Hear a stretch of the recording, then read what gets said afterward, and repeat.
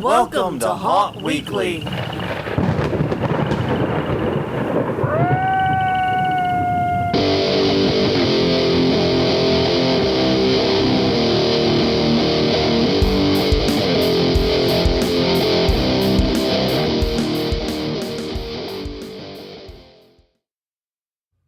Hello, everyone. I'm Jonathan. I'm Crystal. And this is Haunt Weekly, a weekly podcast for the haunted attraction entertainment community. Whether you're an actor, owner, or playing aficionado, we aim to be a podcast for you.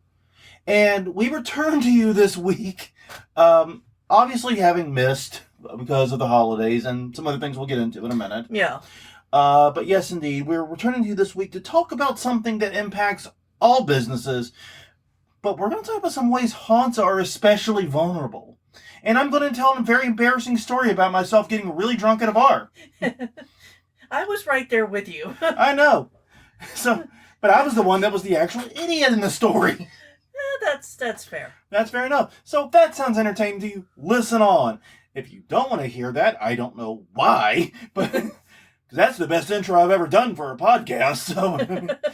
You know, why not? Fuck. Go to hauntweekly.com, Haunt Weekly on Twitter, Haunt Weekly on Facebook, and YouTube.com, Haunt Weekly. Pick another episode.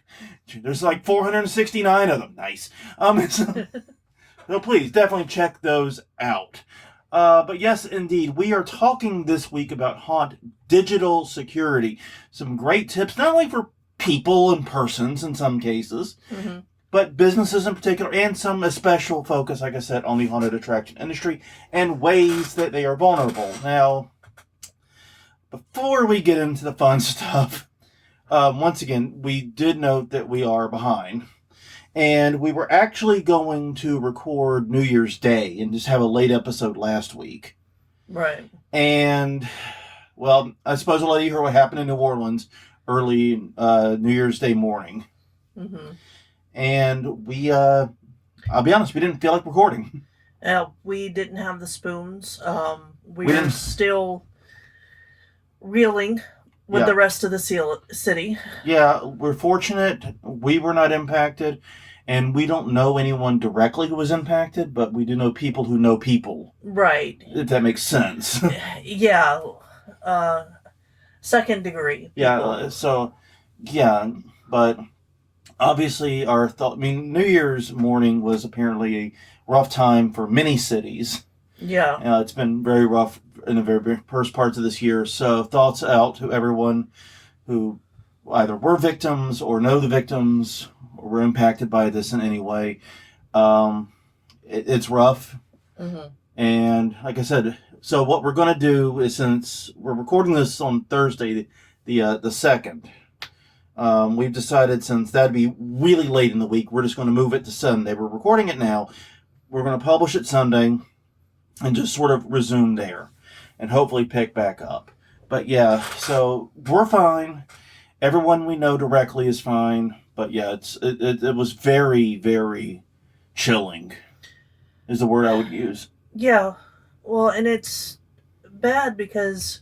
So we're in a text group with a lot of our crafty friends that are in the area. And haunty friends, too. And they were all talking about it when I woke up. Yeah. But none of them were saying what had actually happened or where it actually happened. They were just saying, look at the news. Oh my God, can you believe blah, blah, blah, blah. And it took a while to piece things together. Yeah. It's always frustrating when something like this happens. Yeah. How information doesn't flow. Right. I mean, it's so weird, especially in our highly digital environment, how everyone assumes you're already caught up. Even though, like, motherfuckers got to sleep and shit, so... Yeah. So, yeah, it was a very difficult time, and I'm very glad that we were able to confirm that everyone we know is fine. We were saved by the fact we're old, and the odds of us being on Bourbon Street 3 a.m. any morning is functionally nil. Yeah, and we've actually only done New Year's Eve in the city once out with everybody. And I wound up getting sick because a lot of people burn their Christmas trees. Yeah, so or at least they did at that time, which, again, was like 20 years ago. Yeah, we were inside asleep on the other side of the river from when it happened. Yeah. Anyways, So that's our plan for getting caught back up. We're going to just pick back up on Sundays. We still may move to Fridays if that does work when we get our rhythm going again. Yeah. But that's a conversation we're going to have for later. Trying to pick a date in the middle of the holiday season was just stupid. Right. And I really regret even thinking that. Yeah, and we may, give ourselves some grace next year because we have trips planned where we may take a week off or intentionally, like with warning and stuff. Yeah. Yeah, we got some St. Louis trips coming up to see the grandbaby. Yeah. And other neat stuff coming up. But anyways, let's jump into this week's episode. First things first, every week we try to ask a question a week. And last week we asked you, everybody, how do you keep Halloween alive or haunt spirit alive during the winter holidays? Whatever winter holidays you observe, if any. And basically everyone fell into 3 camps. Yes. Broadly. So I decided just to break up the camps. Yeah. I thought that was the easiest and fastest way. Makes sense, yeah. First were people who were doing holiday-themed events. Mm-hmm. That included Chris Gay, who did photos with Krampus, which sounds awesome. Yeah. And Christian Risto, who did his first Krampusnacht parade. Which is very fun, too. Yeah. It is a crew of Krampus here that does it. I've never actually seen the parade. No, And they've reached out to us to actually join the crew once or twice. Yeah, we're gonna go a couple of times, but it's a lot of people. We're not parade people. Yeah, I know we're getting our New sorry. Orleans card revoked already. I can tell. We were parade people when we moved here, more so at least. Yeah, we were, and I enjoyed being the photographer in the parade. Yeah. So if I have something to do in a parade, it is better. It is a different experience. It is, and I'll say this: I was marching band as a kid, as a high schooler, and I hated marching band and parades. So the task cannot be marching band. Because marching band in a parade sucks. You don't want one of the big drums around you? Fuck you and everything you stand for right now. Not a goddamn chance. Moving on. So the second camp was work on their haunt. That included Roberta McClellan, Greg Packard, and Sabra Pretty. And then finally were those that just did horror movies and decorations. That include Amanda Hughes, who did a Halloween-themed Christmas tree. Shane Hemstadter, Jesus Murphy John. I should be able to pronounce that, but I am tripping on my own words. Did a cool photo of a Santa skeleton strapped to his car. That was really neat. Mm-hmm. Derek Muehlberger, Daniel Barnett, Ryan Greger, and many more of you wrote in to say this is your favorite way to celebrate. There were several photos of Halloween themed Christmas trees and things like that. So yeah, a lot of very creative solutions there. Yeah, we also watched our share of horror holiday-themed movies. We do have 2 that are tradition every year. They have to be seen at some point. Yes. The first is Rare Exports, which is a Finnish film, and if you haven't seen it, definitely check it out. Technically 3 if you count Thanksgiving as a winter holiday. Oh, that's true. That's true, because we have Thanksgiving, too. Yes. So it's Thanksgiving, followed by Rare Exports, usually. And then A Christmas Horror Story. Yes. Which is just an amazing horror holiday anthology with one of the greatest endings. Yeah. And also, Drunk William Shatner. Yeah. Yes. That is one that you watch the credits. Yeah. Do not skip the credits. Do not skip the stingers at the end are worth it, because apparently you will note that William Shatner's character is consuming, I think it was bourbon? Yeah, bourbon and his eggnog. Yeah, bourbon eggnog. Apparently the amount he drank was actually legit. Yes. Okay, so he started out with eggnog to mix it with. Yeah, I think that didn't stick around very long. The eggnog went to one side, the bourbon bottle came to the front, and that's going to be a theme tonight. Yeah. But anyways, so on that note, it is an even number episode. Time to do the conference reminders. Crystal. We need to ask a question of the week this week. God. Oh, I got off rhythm. Yes, do ask them. Okay, so our question this week is, because it is New Year's, do you make New Year's resolutions? And if you do, what's your haunt-related one for 2025? I'm not big on New Year's resolutions. No, I mean, the only thing I can say is that I hope we do a better job than we did last year of getting stuff done. Yeah. That's all. We're not going to get much done. It's not really a resolution. We're not going to get much done this weekend No. because you've got a trip. Yeah. But next weekend, especially with the cold weather that's supposed to be coming. Yeah, it's supposed to be in the we 20s might have and a 30s. really good opportunity here. Yeah. All right, now can we do conference? I can has conference reminder? Yeah. Go ahead then. Okay. January 13th. That's not very far away. Nope. It is Halloween and Party Expo in Las Vegas, Nevada. At the World Market Center, hundreds of vendors must have qualified business. It is not open to the public. HalloweenPartyExpo.com for more info. And coming up February 27th through March 2nd in St. Louis, Missouri, it's Transworld Halloween and Attraction Show at the America Centers. I don't have to give you the details on this. You probably know them already. If you go spend a little time at the Christmas show, it actually was really nice and really interesting too. And one ticket gets you access to everything. Learn more at the Ha Show, HAASHOW.com. And if it's as cold as it was when we were there, the Christmas show has the hot chocolate. Damn right. And they also had the good corn dog, the giant corn dogs. Yeah. So, anyway, April 4th and... Go to the Transworld. The food is good. I don't know that's... The organizers of Transworld are going, Jesus Christ, these assholes. Check out the dark room. Yes, that was cool. That was genuinely cool. Yes. All right. Moving on. All right. In April, we've got April's Ghouls. Yay. April 4th through the 6th, Athens, Georgia. So it's going to be at Southern Brewing, Haunted Trail, bands, vendors, and more. Hauntfest.net for more info. And finally, it's the East Coast Haunters Convention, April 24th through the 27th at the Oaks, at Oaks, Pennsylvania, at the Greater Philadelphia Expo. See, it's not just one person's name. It's everything longer than 5 letters. Yeah, we're both tripping over ourselves today. But yes, indeed. You can learn more about that at eastcoasthauntersconvention.com. That's a long fucking domain, but yes, indeed, you can check out more information there. So that's what's upcoming in haunted attraction-related conferences. So... now it's story time. Yes, it is. Story time with sober Jonathan. At least for the moment. Yes. But, okay, so this happened about 2 years ago. Yeah. Because we were still going to this bar, and the yarn store had just opened. Yeah. And it was about this time of year, too. It was, because we had just celebrated our anniversary. Yes. Actually, it was our anniversary celebration day. Yes.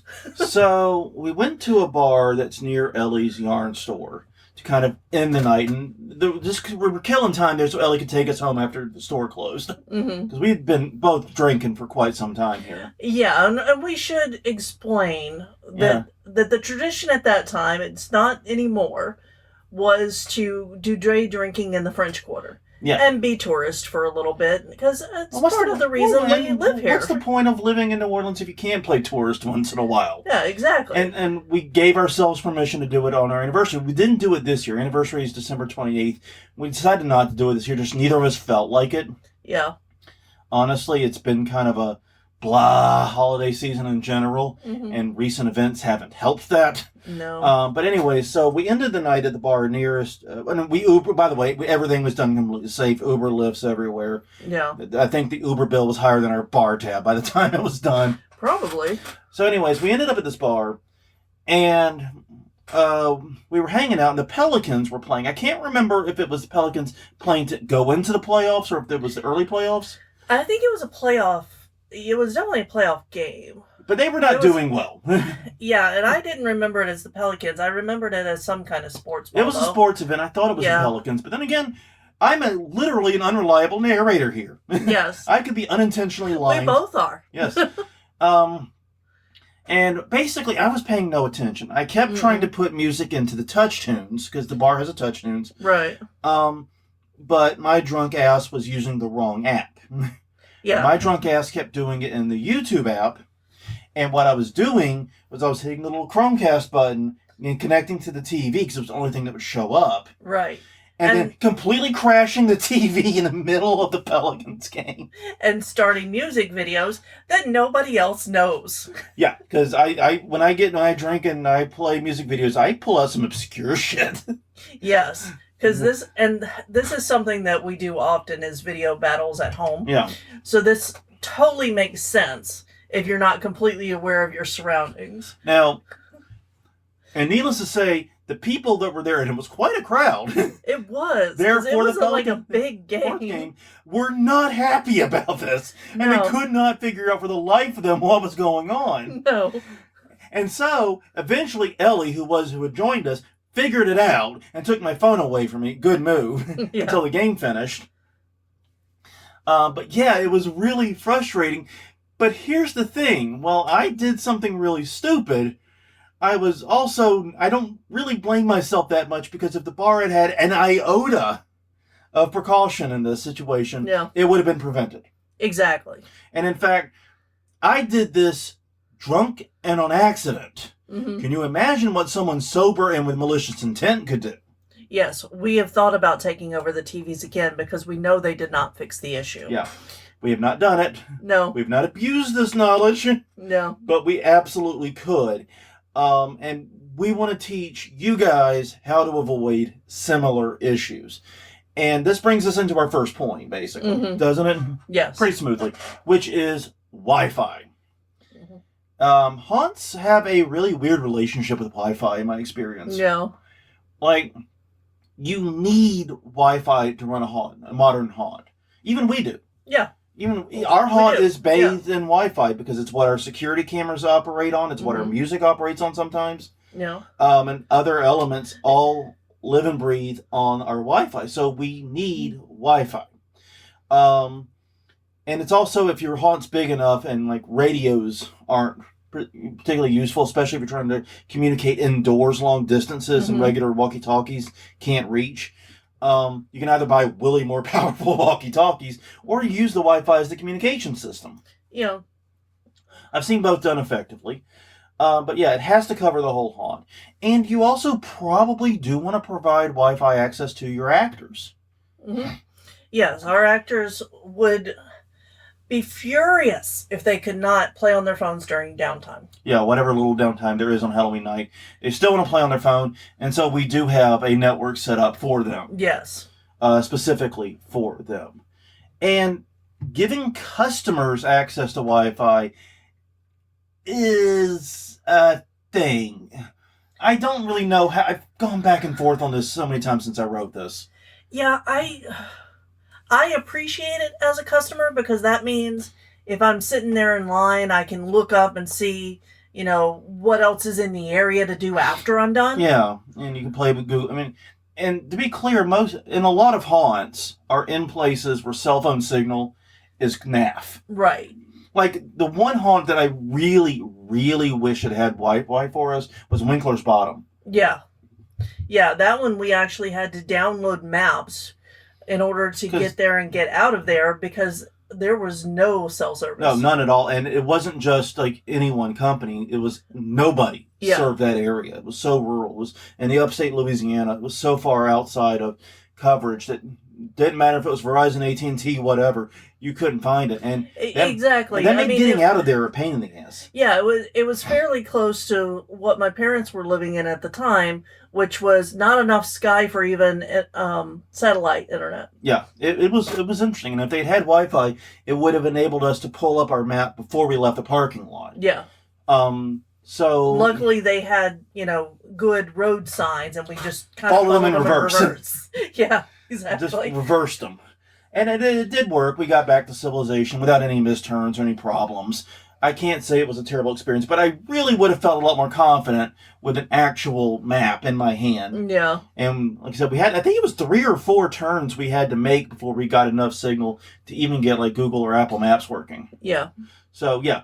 And the other thing is, if you're offering like an AR or other inline experience that relies upon data in people's phones, you really do need to offer Wi-Fi. Because even if you have good cell signal, get enough people there, that cell signal ain't going to be worth shit. Right. And so you're going to need... Wi-Fi can handle a lot more traffic and a lot more data than cell signal can in a tight space like that. Yeah, and that's one of those things that's just helpful everywhere.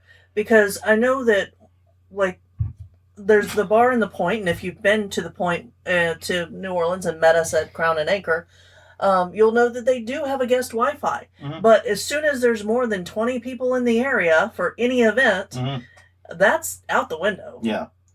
It's frustrating. Yeah. It is. I'm just saying that people do overwhelm even. Oh, yeah, Wi-Fi's going to be overwhelmed. Yeah. This is why you need to get something consumer grade. Yeah. I'm very sure, knowing Neil and Crown and Anchor, they probably do not have a consumer grade Wi-Fi unit in that bar. They're like, look, we have it. Just deal with it. You get what you get, you fuckers. Well, yeah, and you have to use it because everything else is down. Yeah, once you're inside the building, especially. Well, inside the building, but even like outside, all of the cell networks will become overwhelmed in like times of like Mardi Gras. And well, and even if they don't become overwhelmed, you're at the tip of the point and since there ain't a Wi-Fi tower in the middle of the Mississippi River. I mean, a cell tower in the middle of the Mississippi River, you're not going to get a particularly good... They should just turn it into the bridge. They should just put it on the bridge. Put cell towers up there. You know, that is not the dumbest thing. I have wondered why, because that bridge is really high up. It is. I have wondered why there aren't any... I'm guessing there's a reason for it, and I don't know it. Aesthetics. I don't think it's just... Okay, look, you've seen the tree near the Home Depot. The quote-unquote tree. Because I got to get a photo of this next time I'm out there, but there's a little wooded patch near the Home Depot closest to us, and all the trees are like 40 or 50 feet tall. Yeah. And standing above all of them is a cell phone tower wrapped in a tree that's 120 feet tall. It's hilarious. It's like, I'm a tree! I'm a tree! Well, the bad thing is that we didn't even realize it for a long time because your brain just fills it in as a tree until you notice it and then you can't unsee it. And the thing is, if it had been just a cell tower, I probably never would have seen it because those fuckers are everywhere. Yeah. They don't draw attention to themselves anymore. But no, they had to make it a fucking tree, and now there's just this one giant fake tree in amongst the others. Okay, if I were not afraid of heights and would climb it, I would totally put googly eyes on the top of that thing, make it a monster tree. You get little fangs. Yeah, or just paint them on, or get the giant ones and stick them up there. Well, now we know what we have to do. Our dying act has to be. But yes, what the fuck were we talking? But yeah, if you're offering digital experiences, you need to have Wi-Fi for the customers. Yeah. Now, the mistake the aforementioned bar made was simple. They ran their TVs. In fact, they ran everything at that bar, I find out later, on the same Wi-Fi the guests use. Yes. And we have learned since then, like within the past couple of weeks, that the bar we frequent most frequently now does the same damn thing. Yeah. So here's your first tip for digital security. Segregate your fucking Wi-Fi people. Otherwise, Drunk Jonathan's going to play obscure Bonnie Tyler songs on all your fucking TVs. Wish I were making that one up. But no, okay, I would recommend at least 3 tiers if you're going to go all in. The first is your core Wi-Fi. This is your haunt communications, all of your equipment, your security cameras, anything that needs an internet connection to run the haunt. It's yours, and it is literally just for equipment. Maybe top-level management can use it too, but no one else. Yeah. Honestly, you know, how much this needs to be connected to the internet's kind of dubious, but it needs a strong password and a nondescript name. Yes, and I think that we should define what a strong password is, because some people still don't know.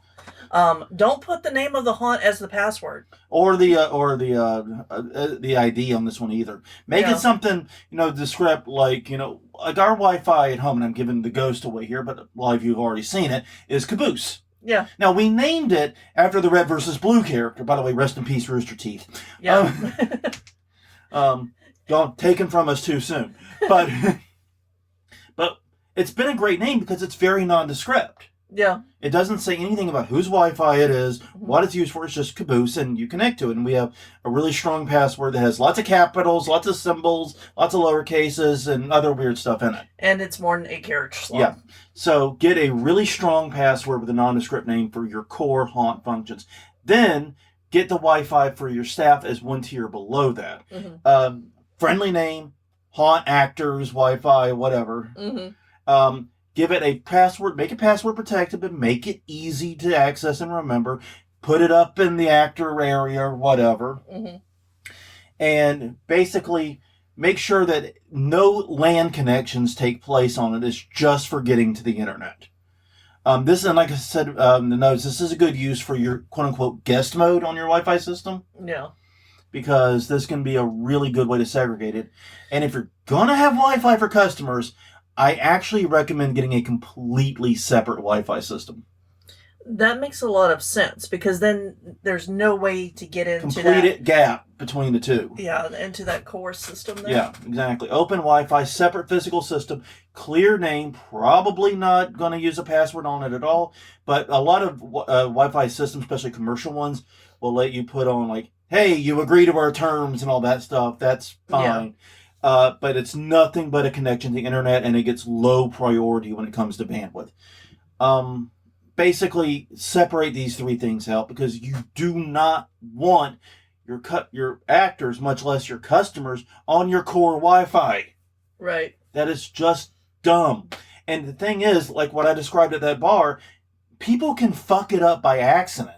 Mm-hmm. What happens when all the TVs in the queue line that you're using to display the rules, or all the LED displays that connect to the internet, whatever, are suddenly displaying obscure 80s music videos? Or something worse like porn. Yeah, or something worse like porn. And as we found out, our projector also has Chromecast ability. Yeah, exactly.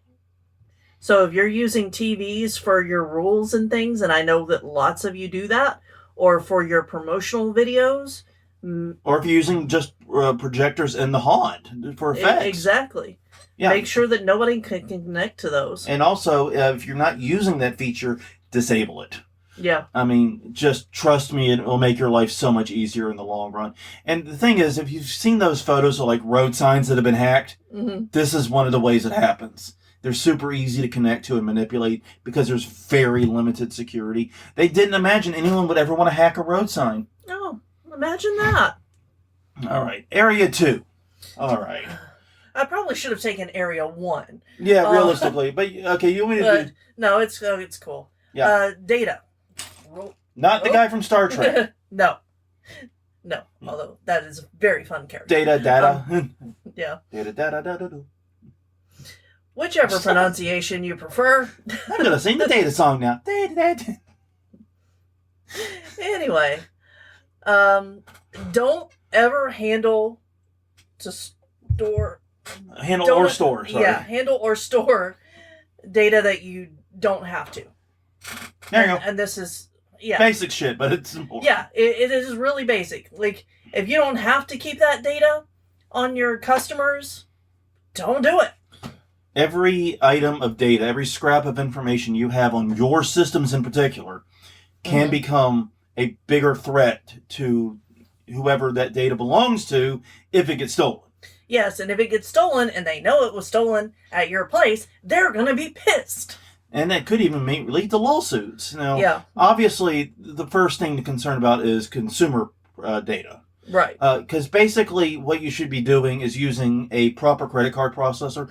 I'm not going to tell you which one. There are 8 million out there. Mm-hmm. But you, as in the haunt owner, should never have access to the credit card info. Right. Not directly, especially. No.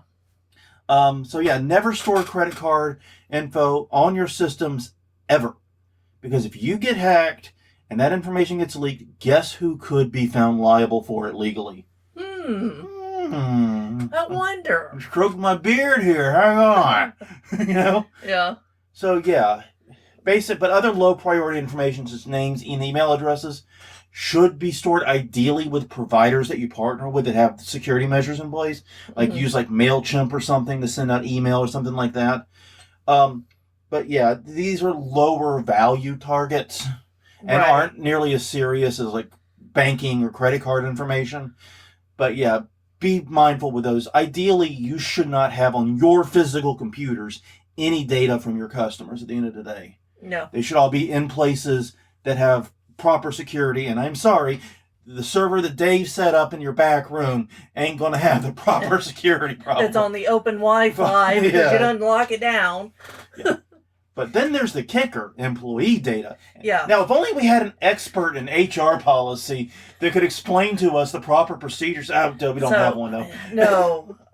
Well, and so I'm going to preface this with that this is from when I was in HR, not necessarily what it is now. Okay. But keep all personnel files. If you have to keep paper ones, if you're a retention policy, and you have to have a retention policy, people, if you have paper files, keep them in a locked filing cabinet. Yeah.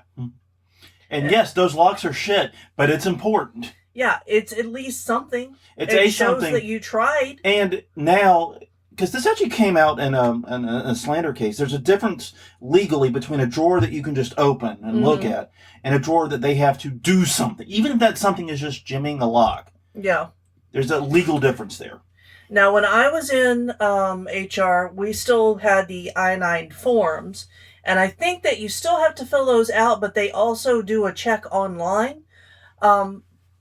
So the thing with I-9 forms is you don't have to keep the physical copy. If you have a scan of it, you can keep that only. You're not required to keep the paper copy. You're also not required to keep the copies of the ID that you look at.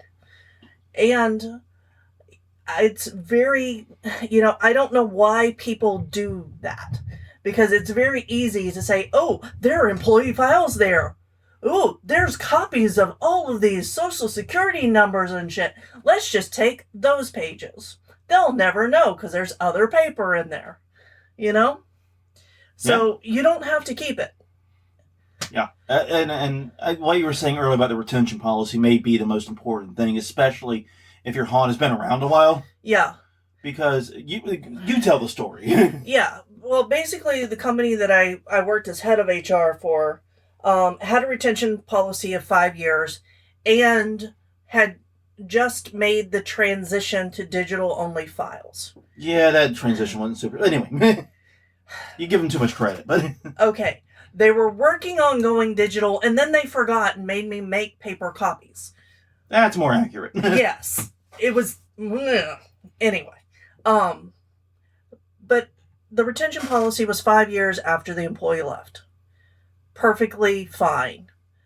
But they never got rid of their fucking files. So whenever they come in and they ask me, because we had an attorney who called and said, hey, I need the files for this employee. I know he was there a while ago. Could you see if you still have anything? I'm like, well, I have a subpoena. I have to follow these rules. Told the boss about it. Got the permission.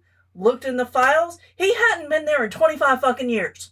But they still had the paperwork. Yeah. They should have been shredded 20 years ago. Man. You tell me that story and my heart sinks. This is not the first time I've heard it, obviously. No. And I always go, because, okay, this was a subpoena. There was some kind of court case going on. Whatever. That's one thing. But imagine now if someone had found a way to gain access to those files, or if they had been disposed of improperly, or if something had happened. Now, everybody you've got an I-9 on going back a quarter of fucking century just had their SSN leaked. Yeah. And other very important information. So, yeah, have a retention policy and fucking follow it. Yeah, it is much safer to get rid of paperwork you don't need than to keep it. Yeah. Well, this goes back to the whole do not keep data you do not need. Exactly. Points right back to the top. And if you are going paperless, make sure that you have that in two places, because you have to keep your retention policy. So you want to make sure that you have a backup that's a physical backup somewhere on a hard disk. Yeah. That's in that locked cabinet, preferably preferably a locked fire cabinet for this particular thing. The paper, who cares? It'll burn up. But the other one you may not want. Yeah. And, make sure it's on a secured server C above. Yeah. Basically, this all goes right back to don't keep any data you don't have to. Yeah. And what you do keep, lock it up, secure it, both physically and electronically the best you can. Yeah. It's really that simple. Mm. Which brings us to our third item, your accounts. This includes social media, which is one of the more big ones lately. Yeah. We're going to get into that. Uh-huh. But it also includes banking, any management services, like if you use services to schedule people and things like that, those types of schools. And also services like we talked about, Canva, messaging apps, things like that you use to run a haunt. And there are a ton of these. First rule, every fucking account gets a different password. Yes. Now look, you're going to say, I can't remember all those passwords. No shit, Sherlock, I can't either. That's why I use a password manager. Now, I don't really give a shit which one. You've got like 1Password, you've got iCloud Keychain, you've got Bitwarden, you've got LastPass, you've got all these. And this is different from the passwords that are saved in browsers. Oh, God, yes. Don't save that. Never. Okay, if you take anything from this, make it do not save your passwords to your browser. Yeah. Boom. Yes, I know it's convenient. It's so convenient. It fills it in and you just push the button and it's there. Now, I do use the password manager in my browser to save my address and other phone number and all that. Yeah. So I can autofill forms. Yeah. That's fine. That's all public data pretty much anyway. But your passwords, fuck off. Exactly. It's got to be in a password manager that itself is password protected. Ideally, two-factor protected. Which brings us to the second rule. Use two-factor authentication whenever and wherever you can. And I'm not going to be one of those people, never use text messages. Those are unsecure. They are of limited security. But it's still better than nothing. If the place only offers text messages, grumble and then just accept it. It's still better than nothing. Yeah. But use an authentication app. I personally use NTE. And the reason for that is simply because it has some neat features, like letting me see the next numbers coming up, so I don't have to sit and wait for the old one to expire to start entering. Yeah. It has some neat features, but it doesn't matter what you use. There's Microsoft Authenticator, Google Authenticator, Duo, whatever. You also have the option for your two-factor of using biometrics, so-called passkeys. If you have a laptop with a Touch ID or a Face ID, a fingerprint reader, stuff like that, you can use those as your second factor. I know Google is pushing its users in that direction. That's fine too, because the goal is something you know, the password, plus something you have physically, which if in the case of an authenticator is your phone, but in the case of a passkey is your fingerprint, your face scan, whatever. But I burn all my fingerprints off. Sorry. One word of warning is if you do two-factor, be sure to keep your backup keys safe. I recommend storing those somewhere carefully. Yeah. And the third rule I would give for your accounts is, and this is one I fucked up, and this is definitely a do as I say, not as I do moment. If I had everything to do over again, I would change this, but now it's just too much, is do not have a public-facing email be your sign-up for these accounts. For most accounts, if you can. Because you do not... So if you sign up for a service, have an email that's dedicated to signing up for services. Even for potentially for each individual services, you can use them to forward into one place. But the main thing is don't have it so that the email address everybody already knows is your login. Right. So the email address that people send invoices to should be different than the email address that you use to sign up for services. And the email it should be different from the email address people use to write you about information for your haunted house. Right. It should be different from the one you give out to the press when you're doing press releases. Yeah. And you should have a separate invoice one that is private and not publicly known. Yes. Because then it's harder for people to send you those invoice scams we were talking about last time. Yes, absolutely. So that's when I fucked up. My public email is my email in a lot of logins. That's because I set a lot of this shit up 20 years ago. I didn't know better then. I know better now. If my online presence got totally nuked tomorrow, this is one of the first things I would change. Yeah. Item 4. Physical security. Yeah. This is a fun one. This includes your laptops, your cell phones, your other devices, and the data and information on them. Enable the Find My or similar device if it's available. If you can't... Pretty much every Android or iPhone has some kind of service like this. So absolutely enable that, yeah. And laptops get more dubious, but like I know MacBooks come with Find My. don't know as much about Windows laptops. Yeah. But yeah, sorry. Yeah, if you can't do that, tether an AirTag to it or a tile or similar device. We actually got some extras to put on our tools because we're always misplacing them, and now we can just make them beep. Yeah, honestly, we've become kind of AirTag junkies around Yeah. here. Well, I want to get extra ones and throw them in the trunks of the cars so that if they're ever stolen, we can just go find it. Yeah, or you don't even have to necessarily throw it in the trunk of the car. You could just slide it under a seat or something, too. Yeah, exactly. Or put it in some place that isn't likely to be found. Mm-hmm. Because it's absolutely amazing how well these things work. And I do think AirTags are better than Tile. Yeah. Simply because there are more iPhones out there than there are Tile customers. And we have used both. And we've used both. The thing that was really good about Tile was the size and how easy they were to just stick on things. Mm-hmm. AirTags have a lot more bulk and heft to them. But, like I said, something like a car... We got these special metal cables with to hold them to the tools. You just open up the little container, put the AirTag in, and then cinch it around the handle of the tool. Bish bash bosh, you'll never lose it again. Yeah. It's great. It's so great. I'm like, why didn't we do this when the AirTags first came out? I know. Well, at that point, they were still fairly expensive. But then we lost a whole freaking saw for like a year and a half. We did find it, though. A year. Yeah, it was a year. And I know it was a year because it was underneath all the bodies that I had taken down from the Halloween before and had not cleaned out until this year. Yeah, so we did find it. Yeah. But you're absolutely right. So, yeah, basically, make sure that you can track the physical location of all this stuff that you have, your physical devices. And the other step to make sure is that you have some kind of kill switch on them. Yeah. Once again, Apple Find My has the ability to erase laptops and cell phones. I'm sure Android has something similar. I've never used it. This is just basically trivial security now. And the other step is to make sure that those hard drives are encrypted. Now, most are now. I remember back in ye olden times, encrypting your hard drive meant you were taking a huge performance hit, and you only did it if it was really, truly necessary. Now, fuck that shit. Encrypt your hard drives. Yeah. Make sure they're encrypted. You have no reason to have unencrypted data anywhere, basically.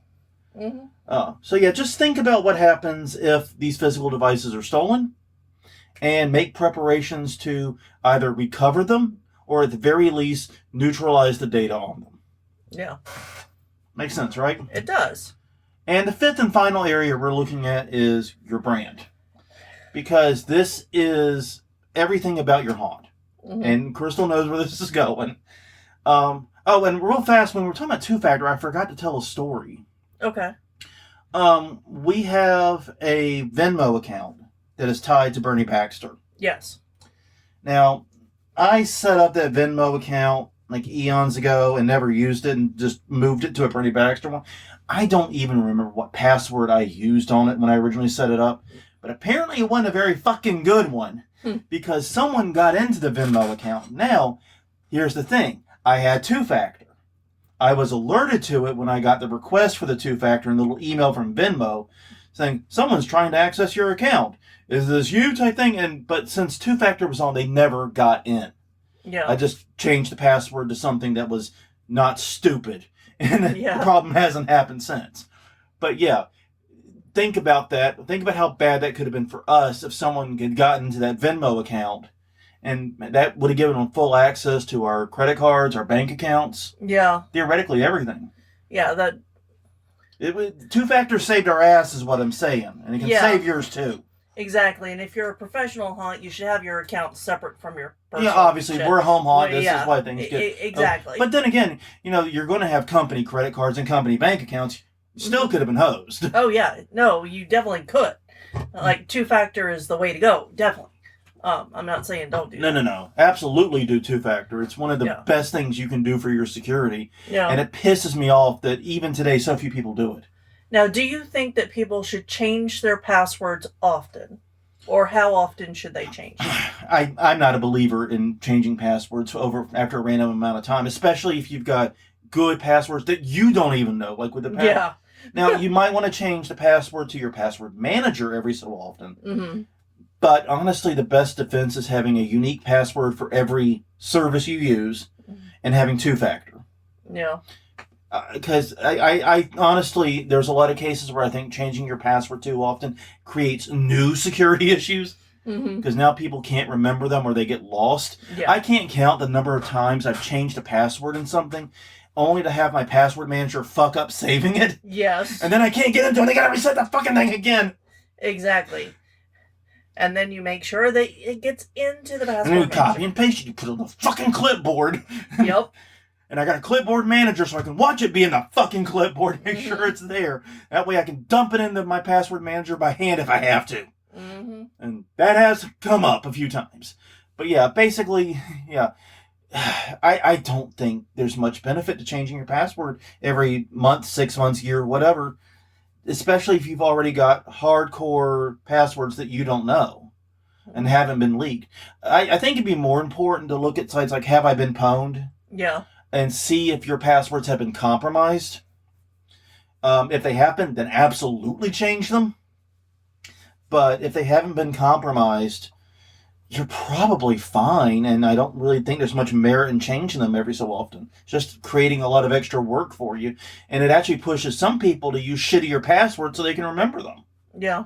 So, yeah, I just do them right the first time, basically. All right. But moving on to our fifth one now, the brand. This is everything that represents your haunt, and so much of this is digital these days. Yeah. Think about it. Outside of your physical ads you run in like newspapers and magazines or billboards or whatnot, your brand is purely digital. Yeah. Everything that's not at your location and not in physical media, that's your digital brand. I have a feeling that's going to make up an overwhelming majority of it. And it, too, can be hijacked. First, see all the above shit we talked about for protecting your social media accounts? Seriously, there's a local business bar / wine house. Oh, we're getting into the places that we know that have had their accounts hijacked. Yeah. So we know a place that had their. We know 3 places. Really, I thought we only knew one. No, we know 3 places at least, because we have the wine house, which somebody hacked their accounts and by sending one of those fake copyright notices, no less. Yep. Yes. Don't click on those. Those aren't real.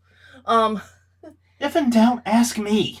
Yeah. And I'm not a lawyer, but I can go, no, that's a fucking scam, dude. I can tell you. And because they were running ads on social media, they had their bank account or credit card, whatever they were using to pay for those ads, saved in that social media account. So when they were hijacked, the people were able to go in and steal $15,000. Jesus, I knew they'd gotten hijacked. I didn't realize it was a $15K loss. Yes, and they lost their social media presence because there was no way to get it back. Like, Facebook especially is really bad about handing accounts back over. All of them are bad. Facebook, X. I don't know if I think Blue Sky is a little too young to know. Yeah. LinkedIn, they're all terrible at it, though. Yeah. And then there's the lady who runs a local craft chat. I do. Okay. I do remember this one. Yes. So she had her bank account tied to her. She's in children's books. She publishes children's books. She is a publisher. She had her bank account drained of $26,000. And Jesus fucking Christ. Since there was children in her publishing title name, all of her social media accounts were now covered in child pornography. You know, I'm really glad this is not a monetized podcast, and I don't have to say PDF files to cover their account. We can just say fucking child pornography. Yeah. And one of the reasons they do that, for the record, is not just because children were involved, but because it ensures that the account will get permanently deleted, also removing evidence of what they did. Yeah. It also so shockingly helps them cover their tracks. You would think it'd make things worse, but it often doesn't. Yeah, and then we have a friend who her business was her personal account her personal account got hacked. She didn't have money stolen, but it actually made it to where she had to create a business page that was a whole brand new brand for her. She had to change her branding completely. Yeah. So, yeah, step one, follow all the instructions above. Be secure about these things. But also make sure that you register your domain name for your haunt. Yeah. And if you can, register any significant or common misspellings of it. Because what scammers will do is what's called typo squatting, where they'll build a site that looks a lot like yours, smells a lot like yours, and is maybe just one letter off from yours. Mm-hmm. And that way get people to give information. This is especially important if you sell tickets online, because scammers will do things like this to try to get money from your potential customers, and it will create havoc on your end. Because people will show up thinking they bought tickets when they fucking hadn't. Yep. And if you've ever heard your name missaid, not also misspelled, but like, so with whenever we helped Ellie open Yarnola, people kept going, Nola Yarn, right? Nola Yarn. It's not Yarnola, it's Nola Yarn. Well, no, but Thank you for letting us know that we got to grab that domain. Yeah, exactly. Now we have both. Yeah. We have all iterations of it. Yeah, exactly. So buy any domains you can. This will help reduce that. Mm-hmm. The further away from your domain you can push the scammers, the better. Yeah. You can't necessarily stop them all. Right. And I used Yarnola because that was easier than plagiarism today, because you have so many freaking iterations of that word. I have got... I don't think there's a misspelling of the word plagiarism. I don't know the domain of right now. Yeah. I own legit like 10 domains. And that is .com, .co, .net, .us, .io is a big one these days. Yeah. With your with your social media accounts, do consider getting verification. Verification on the X is a fucking joke right now. So maybe that one isn't doing good, but Facebook verification can mean something and can help. Yeah. Because they'll be looking for that check mark, and it still means something on Facebook and Instagram at the very least. So if you can get verified, do that. Blue Sky, I think, has one of the best ways to handle verification because it doesn't cost money. Mm-hmm. You have to edit DNS records or upload a file to your website, and then you can just use your website name. Like, I'm not Plagiarism Today at .bluesky, whatever. I'm at plagiarismtoday.com. Mm-hmm. That's really fucking me, and you know it's fucking me because it's there. Yeah. Yeah, so getting verification, and Mastodon has their own variation of how to do this verification, but verifying your accounts when it's reasonable, when you can, is also a big help. Well, I think that's about it for now. Obviously, this isn't like the most thorough covering of digital security for haunts, but I hope something in this helped, because... This is like the low-hanging fruit here. Yeah, this is, and honestly, there's an old adage that you don't have to outrun the bear, you just have to outrun the person next to you. Yep. This will help you outrun the person next to you, because, in fact, I'm going to play a game. We're going to go to my site right now, my WordPress backend. We're going to go into it right now, and we're going to see how many people today have tried to access it without permission. Actually, I can't ask you because the list doesn't go back far enough. Oh. Wow. That's over 30 today. Let's see. How much more? Okay. But it's basically a shit ton of people have tried to do it. And the thing is, they're just simply trying to log in. They're trying common names and passwords, and if they don't work, they're going to move on. So that's me not outrunning the bear, but outrunning the idiot next to me. Yeah. Don't have your login as admin. Yeah. Especially on a WordPress site, yeah. Another simple trick. Yeah. Anyways, hopefully this helps you outrun the person next to you. Mm-hmm. That's my hope. On that note, everyone, thank you very much for spending the past hour with us. Hope something in this was useful. Please check out more Haunt Weekly content at hauntweekly.com, Haunt Weekly on X/Twitter, Haunt Weekly on Facebook, and YouTube.com/Haunt Weekly. Get us wherever you get your podcast from. We're pretty much everywhere. Until next time, I'm Jonathan. I'm Crystal. And we'll see you all next week.